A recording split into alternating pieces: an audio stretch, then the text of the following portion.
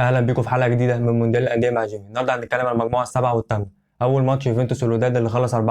يوفنتوس كان مستحوذ بالطول بالعرض على الماتش، وكان ضاغط الوداد طول الماتش. اول جون سجله اليوفنتوس سجله لاعب الوداد في نفسه، ودوت ثالث هدف عكسي في البطوله. الجون الثاني سجله يلدز، وده كان هدف عالمي بصراحه، لازم تخشوا تشوفوه. الهدف الثالث سجله يلدز. الهدف الرابع سجله فلافيتش من ضربه جزاء، ودي كانت تاسع ضربه جزاء مسجله في البطوله.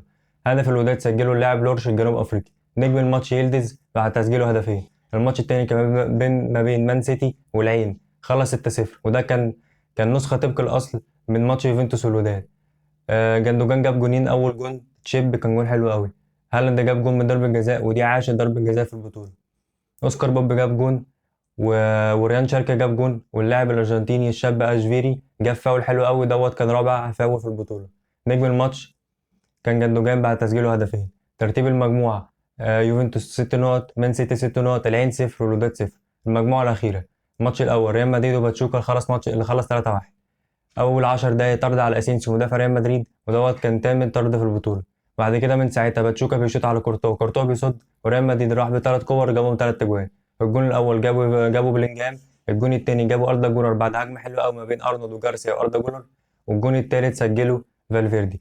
جون باتشوكا الوحيد سجله مونتين. نجم الماتش كان بلينجهام.